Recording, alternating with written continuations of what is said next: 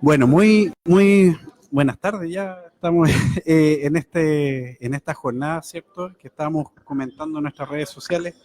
Estamos acá junto a Juan Guillermo Valenzuela, director de la ONG Radio Diferencia, radio que ya lleva harto tiempo. 14 años. 14 años, ahí las independencias del Hospital Salvador. Salvador de Valparaíso. De Valparaíso. Bonito lugar, ahí tiempo atrás fuimos, conocimos, estamos hablando con Juan Guillermo y si nos pudieras comentar, Juan Guillermo, un poco sobre Radio Diferencia y sobre el objetivo de estar acá en estas jornadas como esta. Bueno, un saludo a todos los auditores y las auditoras que nos están escuchando. Radio Diferencia, como decía, es una organización que tiene 14 años ya y que parte como una iniciativa de un periodista y de algunos usuarios que trabajaban en ese tiempo en el hospital. Un periodista que trabajaba en el hospital y algunos usuarios. Hace 14 años. Entre ellos yo, digamos, yo soy cofundador y inspirado en un proyecto similar que es el proyecto del Radio La Colifata de Argentina. En Buenos Aires. Exactamente. Tuve la oportunidad de estar allá con ellos en Buenos Aires. Qué bueno. Y bueno, ese proyecto nos encantó a nosotros de un poco de reírnos un poco de las burlas y del estigma y reírnos de la discriminación y llevarlo a un ámbito, digamos, positivo, a un ámbito de conocimiento, de que la gente desmistificar, digamos, las enfermedades mentales. Entonces, y por supuesto, también como te decía delante fuera de micrófono, que todo esto tenga un carácter reivindicativo. O sea, acá hay muchas deficiencias, mucho egoísmo por parte, digamos, de los que de los que deben repartir mejor la riqueza en este país. Y como decíamos delante, hay un 2,3% del presupuesto de salud que va a salud mental, o sea, es la nada misma, sí. La nada misma. Entonces, por eso te digo, hay mucho que avanzar, mucho que hacer, hay mucho estigma con respecto al tema de las enfermedades mentales, la gente tiene una ignorancia severa con respecto al tema de la salud mental, entonces hay que psicoeducar. Y eso es lo que hace Radio Diferencia. Radio Diferencia le explica a la gente con palabras simples a través de la radio, por ejemplo, qué es lo que es una depresión, cuándo la gente debe consultar, cuándo la gente está bajoneada y no está depresiva, digamos, ¿ya? Entonces, o una bipolaridad, o qué sé yo, cuando ya puede ser una enfermedad más severa, como una esquizofrenia, una psicosis. Van compartiendo todo este conocimiento con la gente a través del programa. Exacto. O sea, la idea es que Radio Diferencia no solamente sea un emisor, sino que también sea un receptor. O sea, que nosotros recibamos también la opinión de la gente. A Radio Diferencia llega mucha gente, llega mucho usuario que quiere participar en la radio, que quiere saber, incluso a veces nos preguntan así como que nosotros fuéramos psiquiatras, digamos, ¿no? Nos preguntan, nos dicen, oye, tengo esto, qué sé yo, qué puedo hacer. Entonces, incluso fíjate que me llegó un mensaje el otro día por Facebook de una persona que quería visitar la radio porque ayer fue, porque él tiene un familiar que tiene un problema de salud mental, ¿ya? Y quiere ir a la radio para saber qué puede hacer. O sea, a veces nos transformamos en orientadores, digamos, de las personas para que inicien un camino de sanación. Pero qué tremendo, porque la gente empieza a confiar en ustedes de que entiendo que no son médicos, no somos médicos. Tenemos sí el apoyo. Nosotros claro. tenemos colaboradores que si queremos hacer tenemos una doctora, por ejemplo, que la doctora Nancy Alberti. Ella nos colabora, entonces suponte tú, de repente una persona nos hace una pregunta con respecto a un tema de síntomas que tiene, qué sé yo, y nosotros le consultamos a la doctora. Entonces ahí retransmitimos lo que nos dice la doctora a la persona. Pero ustedes se han ido formando en el camino, ¿cierto? Claro, uno va aprendiendo. Oye, si uno se transforma en un psiquiatra realmente, o sea, uno ya como que a veces los diagnósticos que hace uno no están tan alejados de la realidad, digamos. O sea, nosotros de repente, mira, yo tengo un caso personal de que yo tengo una hija que tuvo hace poco un episodio de salud mental, una psicosis que no tiene diagnóstico, y Y yo le dije al doctor, le dije, ¿sabe que yo creo que debe ser una depresión psicótica, por ahí anda? Y en realidad me dijo el doctor, sí, sí, tienes razón, qué sé yo, qué sé. O sea, uno va como aprendiendo con la En el experiencia. camino. Mira, tremendo. Juan Guillermo, yo quisiera como, aparte de que aprovechar de difundir, ¿cierto? El espacio Radio Diferencia, ¿dónde los pueden encontrar? Nos pueden encontrar en radiodiferencia.cl, donde ahí nosotros tenemos la información en general, un poco la historia de la radio, cuáles son nuestros objetivos y cómo los perseguimos esos objetivos para que se cumplan, digamos. Ahora, también les decía que pertenecemos a una red internacional de radio que trabaja la temática de salud mental, una red mundial. Mira. Y son radios que tienen apoyo del Estado y todo. O sea, nosotros estamos muy lejos, digamos, de alcanzar el desarrollo que tienen otras organizaciones en el mundo, digamos, en países desarrollados. Entiendo que ustedes han ganado proyectos, ¿cierto? Sí, hemos ganado algunos proyectos concursables. No tenemos un apoyo permanente, no. Solamente apoyos concursables. O sea, tenemos que competir. Tenemos que entrar a la todo lo tómbola. perverso eso que puede ser. Claro, tenemos que entrar a la tómbola. Exactamente. Claro. Siendo que el trabajo que ustedes hacen es tremendamente potente y ¿por qué no, como dices tú, recibir financiamiento del Estado? Claro, ¿no? O sea, nosotros debiéramos tener un apoyo básico del Estado como para poder subsistir. Hay veces que mucha gente, los usuarios, por ejemplo, viven algunos de pensiones que son miserables, pensiones de invalidez que son miserables. Estamos hablando de 115.000 pesos mensuales. O menos también. Claro. Entonces, hay veces que los usuarios no siguen yendo a la radio porque a veces no tienen plata para la micro, así de miserable es la realidad, digamos. Entonces, hemos logrado algunas cosas en el hospital muy pequeñas, digamos. Por ejemplo, el día sábado, cuando nosotros grabamos, tenemos el almuerzo que nos da el hospital. Por lo menos, digamos, algo es algo, pero como te digo... Se van ganando pequeñas cosas. Claro, pequeños aportes que de repente se consiguen más por la buena voluntad del director de turno que por una cosa formal, digamos. Claro. Juan Guillermo, quería, bueno, por último, para no quitarte más tiempo, ¿cierto? Le hemos preguntado a las otras personas si es que, ¿qué piensan respecto a pensar la salud mental como algo colectivo? Frente a mirarla como algo individual. ¿Qué piensas del rol de todos nosotros como comunidad, de todas las personas como comunidad, en el tema de la salud mental? Mira, la salud mental es lo que mueve un poco al ser humano, digamos, la salud física, digamos. O sea, yo si quiero mover una mano, tengo que mandar una orden mental para que la mano se mueva, digamos. ¿Ya? Claro. Entonces, la salud mental es fundamental que esté sana, que tenga cubierta todas sus necesidades con respecto al quehacer, ya sea laboral, estudios, qué sé yo, en cualquier ámbito de la vida. Entonces, yo no creo, digamos, de que la salud mental, o sea, de que una persona con su salud mental vaya a tener una fluidez en la vida si es que este individuo realiza una vida, como te dijera yo, solitaria, una vida como el lobo estepario, digamos. Claro, ¿ya? No, claro. O sea, las personas necesitan organizarse, ya sea en distintos ámbitos de la vida, para poder tener un desarrollo. Entonces, en el ámbito de la salud mental también. Nosotros tenemos la experiencia en Radio Diferencia, tenemos la experiencia de vivir otras realidades, como te decía, de otros países, y porque como estamos en esta red, hemos recogido la experiencia de otros países, donde todos los estamentos, todos los profesionales, todos los que están involucrados en el sistema de salud mental, trabajan en conjunto. Trabajan coordinados ya con los usuarios.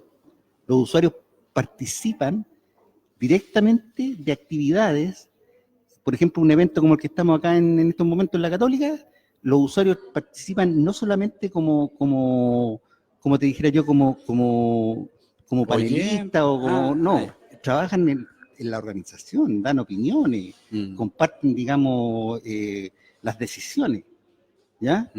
Entonces, eso, yo creo que estamos lejos de eso. Queda mucho, sí, es claro, verdad. estamos lejos de eso. Pero el hecho, por ejemplo, de que a mí me hayan invitado a este evento, como una organización de usuarios, que fue uno de los asesores de acá del Ministerio de Salud, ya es un avance, que hay que reconocerlo. Sí. Sí, de todas maneras yo creo que para allá justamente apunta también el que invitarte, que gracias que hayas aceptado esta breve No, conversación encantado. para justamente evidenciar, mostrar todo el trabajo que, por ejemplo, en Radio Diferencia están haciendo. Yo, bueno, para cerrar, digamos, quiero hacer una invitación a todas las personas que nos escuchan de que cuando ellos vean que su salud mental de una u otra manera esté afectada, se traten, vayan al médico, consulten, no se queden, digamos, con eso, porque las consecuencias posteriores pueden ser peores, digamos. Entonces, cuando hay un tratamiento a tiempo, digamos, con una mentalidad, digamos, de prevención, de prevenir, que no venga algo mayor, es positivo. Entonces, la gente tiene que tratarse. Yo incluso soy de los que piensa que debieran haber más exámenes psiquiátricos, que debieran ser más, incluso debieran ser obligatorios, digamos, porque tú veis tanta gente en la calle echándole la chorea al otro, tirándole el auto encima, el micrero compitiendo con el taxista. Exacto. Entonces veis todo eso, esas cuestiones que son claramente problemas de salud mental que no están tratados. Entonces, o qué sé yo, todo lo que está pasando con los femicidios, todo lo que está pasando con el entorno familiar, incluso yo te diría que las separaciones de pareja, las familias que disfuncionales, muchas veces son por problemas de salud mental, no tratados. Exacto. Entonces a lo mejor se evitarían muchas separaciones, muchas desintegraciones de familia, a veces por si se trataran. Tremendas reflexiones que, Juan Guillermo, te agradecemos de verdad que las hayas podido compartir y bueno, invitamos a la gente que les pueda seguir en radiodiferencia.cl, ¿cierto? Sí. La página, y por Facebook también tienen... Sí, el Facebook no me acuerdo, pero busquen radio por Radio Diferencia. La Radio Diferencia, claro. Y ahí les aparece sugerido. Así que eso, pues chiquillos, y bueno, los dejo invitados cuando quieran ir nuevamente a la Radio Diferencia. El día sábado funcionamos nosotros, sí. Se ponen en contacto y los esperamos allá con un almuerzo ahí en el casino. Llevamos nosotros lo nuestro también, sí, para compartir. Pues. Sí. ¿Ah? Ya pues, Juan Guillermo, muchas gracias y nos vemos ahí. Chao Alejandro, chao Esteban. Bueno, muy buenos días o buenas tardes ya. Estamos cerca de las 12. Estamos acá en esta transmisión en vivo, en esta jornada, el sufrimiento individual como preocupación social, desafíos para la política pública en salud mental. Nos invitaron acá, ya saben, vamos a estar transmitiendo durante todo el día, entrevistando a personas que han estado exponiendo en este lugar. Y bueno, en esta primera entrevista tenemos acá a María Isabel Robles, que la buscamos y ahí la encontramos. María Isabel, bueno, es directora nacional técnica de línea de apoyo, cuidado y desarrollo de autonomía del Hogar de Cristo. Así es. ¿Cierto? Entonces, también ha tenido vínculo con Fundación Rostros Nuevos, ¿cierto? Entonces, bueno, María Isabel, muchas gracias por estar acá. Gracias a ustedes. Y eso, si pudieras como comentarnos lo que se habló respecto acá a la salud mental, cómo pensarla colectivamente, eso, tu impresión al respecto. Sí. A ver, yo creo que hoy día favorablemente tenemos un escenario que al menos desde el punto de vista de la conversación o de la discusión pública, tenemos más posibilidades de hablar de temas de salud mental. Y lo planteo así porque efectivamente una de las dificultades yo creo que tenemos como sociedad para poder enfrentar los temas de salud mental es que conocemos poco y cuando conocemos poco y sabemos poco, nos relacionamos con la temática de una manera inadecuada, muchas veces muy prejuiciosa, muy estigmatizadora y yo creo que estos espacios en los que tú puedes compartir con instituciones que se dedican a la investigación, instituciones que se dedican a los temas de desarrollo de política pública, instituciones como nosotros que nos dedicamos al trabajo cotidiano con personas con trastornos de salud mental, y en el caso particular mío, que trabajo con personas con discapacidad mental, que en el fondo es, yo digo que siempre es la consecuencia de una mala salud mental. Entonces son espacios súper relevantes en ese sentido. Ojalá pudiéramos poder compartirlo con la gente en su casa, y por supuesto, esta posibilidad es una tremenda posibilidad también para que nos acerquemos a la temática de una manera más amigable, de una manera más cotidiana, y no con esa carga estigmatizadora, discriminadora, prejuiciosa, cuando no conocemos de lo que estamos hablando. Entonces, yo creo que ya ese es un primer gran valor digamos, del espacio que se generó hoy día y de esta jornada de trabajo que dura todo el día. Claro, vamos a estar ahí durante todo Así el día es. ahí conversando, y esa impresión tuya, por ejemplo, se piensa en la política pública, debiese ir a procurar la prevención, la promoción, qué sé yo, individualmente se podría decir, pero también la política pública podría fomentar esto que tú decías de cómo conocer más las temáticas como algo más a nivel masivo. Sí. ¿Cómo piensas el rol de las políticas públicas en ese sentido? En general, cuando tú hablas de políticas públicas de salud, de educación, siempre la mirada tiene que ser de una perspectiva integral, ¿ya? Los procesos en general separados o segmentados no colaboran mucho con esta lógica de este ser humano que es integral. Nosotros como ser humano no estamos divididos. Sí, claro, sí. Somos una persona, mente, cuerpo, espíritu y bueno, las distintas creencias. Y asimismo somos seres sociales también, que nos relacionamos como una comunidad. Entonces, yo creo que la lógica de la integralidad de la política pública, así como en distintos ámbitos, es una lógica que cada vez más la evidencia va mostrando y va señalando, que es una lógica que ayuda a la generación de políticas públicas más pertinentes a las personas. O sea que finalmente lo que yo recibo en lo cotidiano tiene que ver con lo que yo soy, con lo que yo quiero, con lo que me gustaría que fuera, con las necesidades que yo tengo, con los dolores que estoy viviendo, con las dificultades que estoy teniendo. Entonces, cuando uno habla, por ejemplo, de una política de salud, de una política de vivienda, de una política de educación, esta mirada integral de este ser humano, que es un ser individual, que es un ser social, que cumple distintos roles en la sociedad, es clave, es fundamental. Y eso puesto, en el caso particular de la salud mental, en acciones preventivas, en acciones de tratamiento y en acciones de rehabilitación para la inclusión social. Hoy día, muchos de los recursos que nosotros destinamos como país están destinados principalmente al tratamiento. Es decir, cuando tú ya tienes una situación con la que estás viviendo, que te está dificultando la vida y te está generando, como dice muy bien el nombre de la jornada, este sufrimiento individual, ¿no es cierto? Pero hay pocas acciones preventivas, y muchas de esas acciones preventivas que tienen que ver con lo que tú señalabas, esto de poder acercarme a las situaciones de vida y acercarme a estos problemas de salud mental como algo que puede pasar y que yo puedo prevenir y que yo puedo abordar y que finalmente no me va a limitar necesariamente mi vida, ¿sí? Si yo estoy pasando por un momento doloroso, por un momento triste, el poder saber cómo abordarlo, el poder saber con quién compartirlo, el poder tener espacios donde yo pueda hacer, donde yo pueda expresar ese sentimiento, esa emocionalidad, eso que me está pasando, son muy favorables para poder abordar los temas de salud mental. Entonces yo creo que esta lógica integral es una clave. Esta mirada desde la prevención, desde el tratamiento y desde la rehabilitación para la inclusión es otra clave, y eso debe recogerlo la política pública, ¿ya?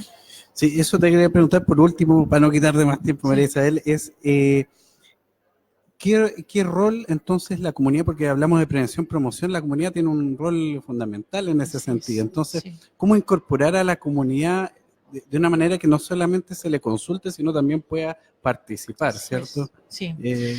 Bueno, El rol de la comunidad es fundamental. Yo creo que lo mencionábamos ahí, algunas personas lo planteaban desde la pregunta y desde la interpelación. Yo creo que acá nosotros lo que tenemos que mirar con mucha fuerza y con mucha agudeza es que estamos en un modelo de desarrollo que no favorece mucho la vida en comunidad. Favorece el éxito, el individualismo, la competencia, lo vemos en los colegios, lo vemos en los barrios. Hoy día muy pocas veces tú te conoces con tu vecino, por ejemplo. Sí. Entonces, el establecimiento de relaciones de colaboración, de vínculos, de tejido social, es complejo a la luz del modelo de desarrollo que estamos viviendo. Cuando tú retomas la importancia que tiene el vínculo con mi vecino, con mi familia, en el territorio, efectivamente te das cuenta que el rol de esa comunidad es tremendamente relevante para poder generar procesos preventivos, ¿sí? También en el tratamiento y en la rehabilitación, pero particularmente en los procesos preventivos. Lo mencionaba uno de los panelistas, Cristian Anush, él hablaba de esto de que es distinto el ser reconocido por tu nombre, el ser reconocido como una persona valiosa, que puede ser distinta, pero que es valiosa, la posibilidad de poder decirte, me importas, eres una persona relevante en mi vida, me importa tenerte como vecino porque cuando yo no estoy, tú me colaboras, por ejemplo, para el cuidado de mi casa, o te puedo dejar a mi hijo en cuidado, o a mi hija, o si alguien llega, tú, o sea, hay acciones cotidianas que nos permiten, que en la medida en que se van desarrollando y se van fomentando, nos permiten efectivamente retomar esto del tejido social, esto de los vínculos, y siendo nosotros un ser social, una persona que no estamos aislada en el mundo, sino que somos parte de una comunidad, el poder nutrirnos con ese tejido social es un elemento fundamental. La colaboración se da en la medida en que hay vínculo, hay confianza, y hay un tejido social que te permite precisamente estar en estas lógicas de colaboración y donde dejamos ya al individuo no como alguien no importante, sino que como alguien que se relaciona con otros y que para poder sobrevivir tiene que relacionarse con otros. Y yo creo que hemos perdido un poco, yo diría que hemos perdido la relevancia de lo que eso tiene en nuestros procesos de vida, por así decirlo. Agradecerte ahí todas estas reflexiones que en estos breves minutos has podido compartir, María Isabel, y bueno, vamos a dejar ahí la grabación del video para que puedan las personas también comentar, compartir y que llegue esta idea. Así que muchas gracias por este ratito que pudimos conversar. Ya, muchas gracias a ustedes y muchas gracias a todas las personas que nos están escuchando también. Ya, pues. Hola, ¿qué tal? Aquí estamos nuevamente en otra cápsula de entrevista aquí con Gabriela Barca Brown, quien es de profesión psicólogo, también se ha especializado en el tema de la antropología médica, ¿cierto? Y bueno, el día de hoy en este seminario, en esta jornada que hemos estado conversando, Gabriel, hablaste así como de título, Migración Vudú y Salud Mental, ¿cierto? Desafíos para los servicios de salud en Chile. Viste de tu quehacer como un desafío en esta temática. Claro. Eso, un poco, ¿qué piensas de eso? Claro, yo creo que también hay una cuestión de intenciones, ¿no es cierto? Algo más de orden político, plantearlo como un desafío más que como problema, como obstáculo. Yo creo que hay algo que hay que empezar a pensar a propósito del arribo de población haitiana, y no solamente de su arribo, sino que también ellos mismos ya están construyendo familias en Chile, entonces cada vez están naciendo niños haitianos, también, chilenos, claro, que están empezando a ir a los colegios, que están empezando a ir a los consultorios, y eso ha generado, como te decía, una serie de desafíos, tanto para el ámbito más de política pública a nivel nacional, como también a nivel de los encuentros clínicos, donde podemos ver que se han generado las mayores quizás dificultades para los profesionales de la salud mental, en este caso. Y también, como lo conversamos hace un instante, también en otras áreas, como por ejemplo la la salud sexual y la salud reproductiva, por ejemplo. Entonces, por ejemplo, han emergido concepciones dentro de los servicios de salud, tipo que las mujeres haitianas supuestamente no promueven el apego, no son buenas madres, etcétera, etcétera. obviamente un racismo, xenofobia bastante fuerte, también amparada en el desconocimiento de los profesionales, y por otro lado en el campo de la salud mental, muchas veces formaciones o constelaciones sintomáticas totalmente nuevas. Por ejemplo, en Haití existen dos palabras para hablar de depresión, ¿no es cierto? Una que es depresión, que es como, se parece mucho a lo que nosotros conocemos como astenia, es decir, como una sensación de decaimiento, de desgano, versus otra que es depresión mental, que ahí ellos se están refiriendo a la lógica más que con pensamientos, con emociones o sentimientos de tristeza, anedonia, etcétera, etcétera. Más asociada a la cultura occidental. Claro, más como lo entendemos dentro de las categorías psiquiátricas actuales. Y eso ha generado, como te decía, una serie de diferencias también en las formaciones sintomatológicas. Por ejemplo, en las pacientes haitianas, por lo general mujeres, porque los hombres están muy estigmatizados, por lo general mujeres expresan su sintomatología muy a nivel somático. Entonces, que les duele la espalda, que les duele la cabeza, y a veces van 3 meses al consultorio, al CEFAM, y claro, el médico, el psicólogo piensan que es o fibromialgia o que le pasa otra cosa, y realmente lo que está es que está deprimida porque extraña su tierra, extraña su familia, está separada de sus hijos, etcétera, etcétera. Entonces, en ese sentido, ha habido desafíos para entender las constelaciones sintomáticas, pero también, por ejemplo, la etiología, las causas, ¿no es cierto?, de cómo se originan los problemas. Por eso hoy día hablé del tema del vudú, ¿no es cierto?, que mucha gente acá a veces lo pensamos como esta lógica de Hollywood, ¿no es cierto?, del vudú con un muñequito y con los alfileres y todo, pero resulta que el vudú, ya lo sabemos ya hace más o menos 30, 40 años, el vudú es también un sistema de salud, no es una religión, que tiene sus propias clasificaciones de enfermedad, sus propias clasificaciones de salud, que tiene sus propios agentes, sus propios curanderos, ¿no es cierto? Y eso es lo tan rico de la medicina haitiano-creol y la religión vudú, cómo se van intersectando y cómo configuran la salud mental de una manera distinta. O sea, es toda una cosmovisión que uno pudiese pensar cuando en un servicio de salud, en un consultorio, se entiende de otra manera, no se logra comprender la cosmovisión. Puede ser que alguien de Haití deje de ir a ese consultorio y al final termina alejándose. Lo que ha ocurrido, y lo que ha ocurrido no solo acá, sino que a nivel internacional, es que muchas veces la población haitiana y la población inmigrante en general llega a los servicios de salud y finalmente va una vez y luego no vuelve a ese servicio, no vuelve a los controles, por ejemplo. Y claro, muchas veces se piensa que esto es solamente un problema idiomático. Entonces necesitamos un traductor, pero es mucho más allá de eso, sino que tiene que ver con una cosmovisión que es totalmente distinta. Y para no quitarte más tiempo, Gabriel, quería consultarte finalmente con el título de esta jornada, que es como pensar el sufrimiento individual, una preocupación a nivel más colectiva. ¿Cómo pensar esto? Salir de la mirada más individual, mirarlo más colectivamente. ¿Qué es esa, yo creo que es una pregunta clave, porque efectivamente no hay que pensar la salud mental en términos de un malestar o sufrimiento individual. Aquí vemos que esto está generando una serie de tensiones, de fricciones, de conflictos que están en un plano institucional. Es decir, cuando, por ejemplo, tú eres una persona haitiana, llevas a tu hijo al colegio y la psicóloga del colegio dice que tienes que llevarlo al CEFAM, y tú no entiendes si nunca nadie ha ido al psicólogo en tu familia, nunca has visto un psicólogo, no conoces, y dices, bueno, por ejemplo, ¿por qué tengo que hablar de algo privado con alguien desconocido? Si esto se arregla en la familia. Entonces, es totalmente distinto, viendo que ahora, por ejemplo, en Chile, muchas veces las generaciones más jóvenes prefieren hablar con alguien totalmente desconocido y no con la familia. Entonces, esas cosas yo creo que invitan, y por eso lo planteo la palabra desafío, invitan a repensar la salud mental más fuera del box, fuera de los centros de salud, y pensarlo en un tema más social, más comunitario. Súper. Te agradecemos, Gabriel, ahí por este tiempo. Y gracias a usted. Y ahí estará disponible en la página. Pues, listo. ¿ya? Que estés muy bien, gracias.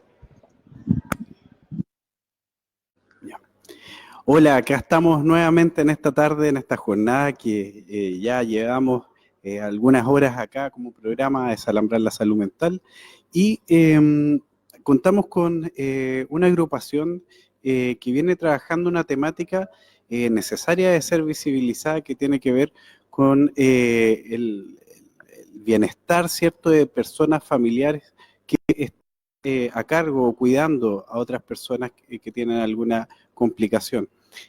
Se trata de la asociación Yo Cuido, y que aquí a mi lado está Cintia Cabrera y Juan Alberto Fuentes, que vienen acá. Les robé algunos minutitos para que pudieran comentar un poco qué piensan Cintia y Juan Alberto respecto a estar acá, y esto de que la temática de la asociación Yo Cuido pone un tema demasiado importante. ¿Qué les parece que estén acá comentando esto? Gracias por estar aquí. Bueno, primero que todo, muchas gracias por la entrevista. Nosotros como Asociación Yo Cuido buscamos siempre estar presentes en todas las temáticas de políticas de Estado, donde podamos ser visibilizados. ¿Se escucha bien? ¿Sí? ¿Está bien? Sí. Ya. Por lo tanto, acá estamos representando nuestra asociación. Nosotros somos una agrupación que está encargada de visibilizar al cuidador informal en Chile, buscando políticas públicas que nos beneficien, ya que acá en Chile no existen y estamos muy desamparados, y también se nos están siendo vulnerados nuestros derechos, ¿ah? Sobre todo en cuanto a salud mental. Claro. Nosotros como cuidadores formales dejamos la vida atrás por nuestro cuidado, digamos, por atenderlos, y nos desvivimos por eso, y nuestra vida queda totalmente anulada. Muchos cuidadores somos profesionales y dejamos de ejercer nuestras carreras. Muchos trabajan y también dejan los trabajos por cuidar. Esa situación nos hace empobrecernos más todavía. Y ahí empieza a caer uno en el círculo del síndrome del cuidador, que es el que queremos visibilizar, y que queremos que la salud pública nos tome en cuenta con algún programa para que seamos tratados no como una depresión, sino como una, digamos, una patología que viene por una sobrecarga y también por una, invisibilización de parte de la sociedad. Pareciera como si fuera un tema como que casi no existiera, siendo que ustedes mismos están mencionando que no solo es real, sino también tiene un impacto tremendo.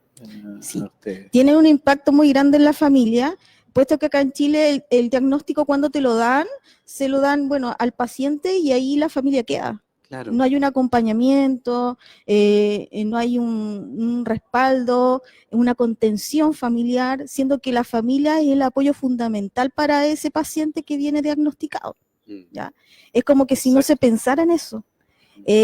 Acá en Chile, actualmente, el último ENDISC que arrojó que... Una encuesta de tema de discapacidad de en Chile. Discapacidad en Chile, de 5.000 y algo personas encuestadas, 300.000 eran en situación de discapacidad, y si tenemos 300.000 personas en situación de discapacidad, hay 300.000 cuidadores detrás de ellos, con un potencial riesgo de tener otro tipo de enfermedad. Y ahí estaríamos doblando una cifra en cuanto a patología, en cuanto a discapacidad. Entonces el problema es serio, y acá en Chile no se está visibilizando.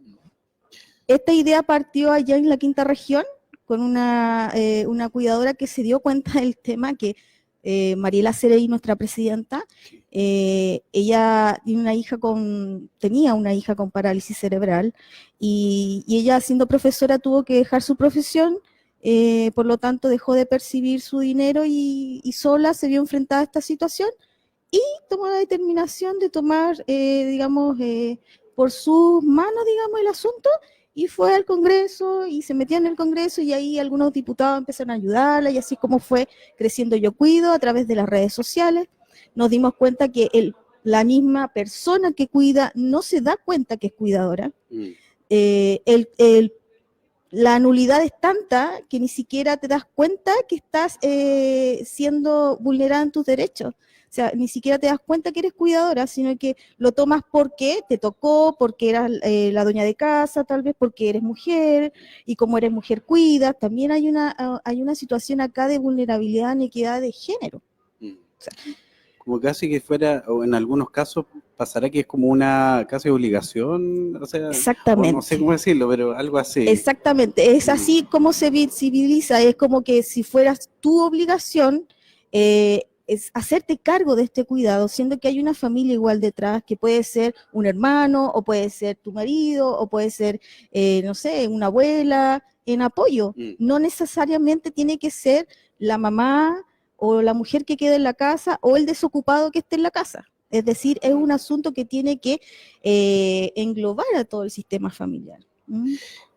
Para no quitarle más tiempo, Cintia y Juan Alberto, es como preguntarles qué piensan de esto de estar acá en esta jornada donde se habla de que temas individuales, o como dice ahí, sufrimientos individuales, puedan ser vistos colectivamente, como socialmente, como que aparezca más a nivel social, nivel masivo, estas temáticas, por ejemplo, como la que están planteando. ¿Qué les parece?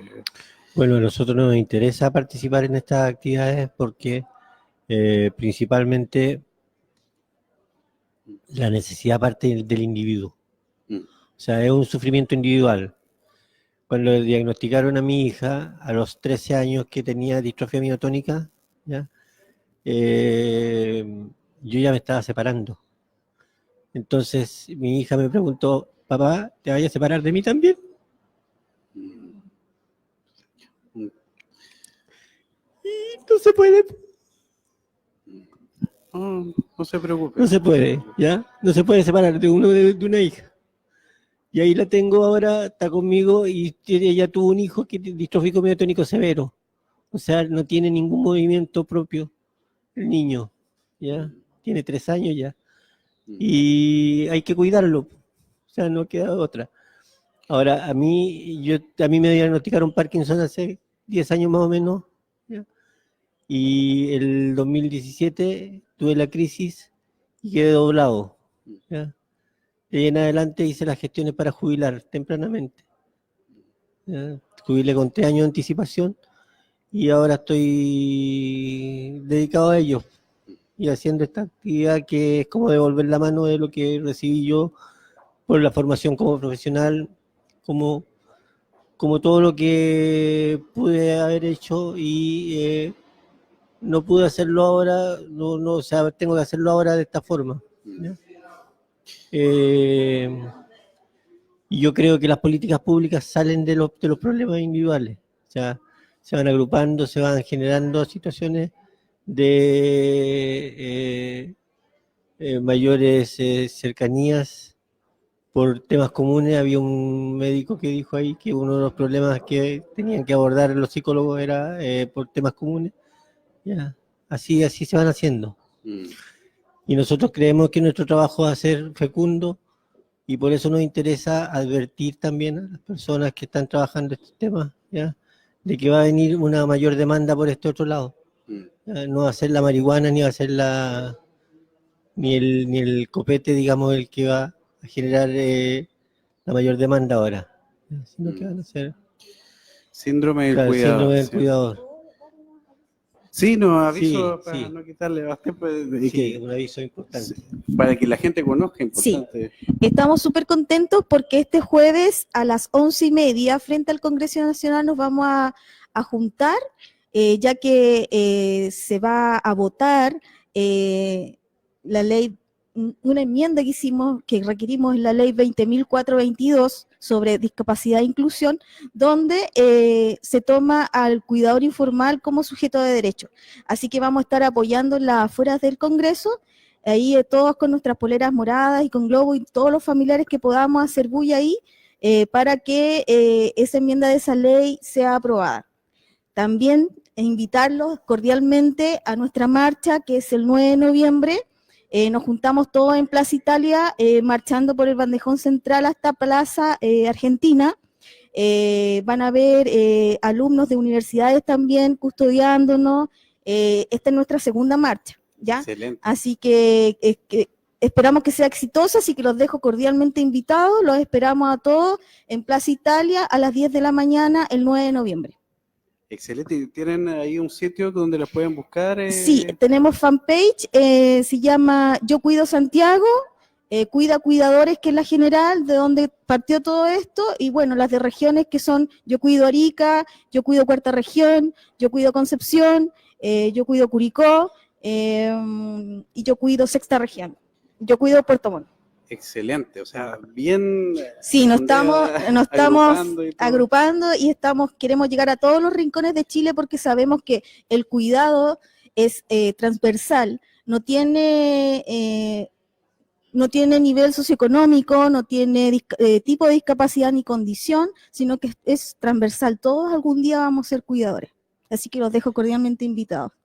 Muchas gracias, Cintia y Juan Alberto, por compartir esta experiencia, invitar y como visibilizar esta temática que es necesario de que sea puesta ahí en la reflexión y que se hagan cosas. Así muchas gracias a ustedes. Hasta luego. Bueno, estamos nuevamente en otra entrevista que accedieron muy gentilmente a conversar aquí con nosotros. Tenemos acá a Alejandra Caquillo, doctora en Psicología Clínica y de la Salud, y que también ahí tiene vínculo con la Universidad de Tarapacá en Arica, y que bueno, encontramos ahí, Alejandra, que tú has tenido experiencia trabajando con personas con diagnóstico de esquizofrenia, también cierto vínculo con población aymara, también en el norte de Chile. ¿Se nos puede contar muy en breve un poco de ese trabajo? Sí, muchísimas gracias por la invitación a esta entrevista. Lo que yo he estado trabajando durante los últimos años tiene que ver con los factores psicosociales que están relacionados con la esquizofrenia. Perfecto. Con factores psicosociales nosotros intentamos buscar qué factores de protección tienen estos pacientes o qué factores de riesgo también puedan tener. Que estos pueden estar dentro del sujeto o fuera del sujeto. Claro. ¿Ya? Entonces, una de las cosas que hemos estado viendo sistemáticamente, por ejemplo, en pacientes en general, es que el acceder a un trabajo claramente incrementa la calidad de vida tanto de los pacientes como de los cuidadores. Nosotros podríamos pensar que los cuidadores se van a sentir más sobrecargados cuando tienen que trabajar afuera y tienen que cuidar al paciente, etcétera, en las cosas de la casa, ¿verdad? Pero eso no es así. La mayoría de ellos, cuando tienen un trabajo fuera de la casa, implica también remuneración. Entonces ingresan dinero también al interior del hogar y eso también de alguna manera baja los niveles de ansiedad. Muchas veces pasa que las mujeres cuidadoras dejan de trabajar por atender al paciente. Y eso claramente implica también un desmedro económico importante. Un impacto. Exacto. Y el trabajo para los pacientes de igual forma es importante. Aquellos pacientes que trabajan han mostrado también mejores niveles de calidad de vida, mejores indicadores en salud. Nosotros hemos evaluado también a población aymara y hemos observado que el acceso hacia esos pacientes es mucho más complejo de lo que podemos pensar. Nosotros pensamos que el acceso es fácil para todos y eso no es así. Estos pacientes demoran casi 2 años en iniciar un tratamiento y eso es mucho tiempo en que el joven puede estar psicótico, el joven puede estar con una crisis importante y no tiene tratamiento. Entonces, el acceso ha sido un tema importante también dentro de determinantes sociales. ¿Por qué no acceden? Porque muchas veces no tienen papeles, son de origen extranjero, que trabajan en el valle, no son legales, digamos, en términos laborales, entonces tienen miedo a veces de acceder a los hospitales. Otros factores de protección y de riesgo que hemos visto, protección, el apoyo familiar. Siempre aquel paciente que está bien apoyado, ¿no?, por su familia, va a ser importante para ellos. Y altos niveles de pobreza también son un factor de riesgo, claramente para estos pacientes. De que puede aumentar el malestar. Exacto, en términos de sintomatología, ¿no? Digamos. Hay pacientes que están mucho más severos y hay otros pacientes que están mucho más estables. Y eso está determinado un poco por el ambiente en que el paciente se mueve, ¿no? Si es un ambiente tranquilo, donde las necesidades están cubiertas, el paciente relativamente podría ir bien. Pero lamentablemente eso no es así. Y Alejandra, es como, para no quitarte tanto tiempo, es como, cuando hablamos de esta jornada, que hablamos de temas individuales, desde una mirada más colectiva. Todo esto, por ejemplo, que mencionas, trabajo que están haciendo con familias, personas con este diagnóstico, ¿qué te parece? Que se piensen ya no tan individualmente los temas, sino a nivel más masivo, más colectivo. Bueno, a mí me parece, en primer lugar, una instancia súper importante de poder un poco estrechar los vínculos entre la academia y lo que hacemos los investigadores y lo que realmente podemos proponer como política pública. Nosotros los investigadores no somos muy buenos en eso, ¿no? En llegar a los tomadores de decisiones, nos cuesta un poquito. Y en ese sentido poder un poco conciliar ambas partes, que nos escuchen por lo menos, ¿no? Ya es un punto súper importante. Además, esto que tú decías, Alejandro, de poder salir, ¿no?, desde lo individual a lo más social, también creo que tiene un valor. Para mí, yo mi tesis doctoral, que la desarrollé durante mucho tiempo, siempre estuvo el foco en el cuidador. Porque el cuidador es una persona que no hemos cuidado, lamentablemente. Exactamente, No sí. le hemos cuidado en ninguna de las patologías, ni en Alzheimer, ni en muchas patologías, que el cuidador casi un coterapeuta, ¿no? Es que Claro. acompaña al paciente y sabe mucho del paciente, puede dar mucha información del paciente, etcétera. Entonces, el cuidador debe ser un aliado, y el aliado debe estar bien emocionalmente, físicamente. Y para eso nosotros necesitamos trabajar también en conjunto con él y cuidándolo también a él. Entonces, para mí es importante salir un poquito del paciente y llegar un poquito más al cuidador, a la familia, a la sociedad. Exacto, y allá en el norte el tema, la población aymara con los servicios de salud tienen que hacer un trabajo de Exacto. conocimiento Sí, mutuo. porque nosotros estamos observando que ha habido mucha migración desde el altiplano hacia las ciudades, tanto de Arica y Iquique, y muchas veces esta cosmovisión que ellos tienen, mucho más de colectivo, ¿no? De comunidad, no tiene un correlato en la ciudad, En la donde ciudad, es mucho más claro. individualista y todo, siendo que nosotros todavía somos una ciudad pequeña, Claro. y todavía, ¿me entiendes? Existe... Ven ese fenómeno igualmente. Exacto, entonces lo resienten mucho, y muchas veces los niños, cuando bajan a la ciudad, también comienzan a tener algunos problemas en ese sentido, ¿no? Mira. En sentido emocional, psicológico, porque es muy distinta la dinámica que se da en la ciudad a la que se da en el altiplano. Yo creo que tenemos que aprender mucho de cómo ellos viven y cómo ellos también buscan el equilibrio entre la naturaleza, ¿verdad? La enfermedad, los problemas, etcétera, cosas que nosotros también debemos abrir nuestra mentalidad a aprender de ellos también, sin duda. No, tremendo ahí esa idea de reflexiones ahí que compartimos con la gente que van a estar viendo posteriormente esta entrevista, y agradecerte, Alejandro. Sabemos que vienes de lejos, así que aprovechamos de conversar contigo. Muchísimas gracias por esta invitación. ¿De qué? Pues eso, muchas gracias por Gracias la a ustedes. conversación. Adiós.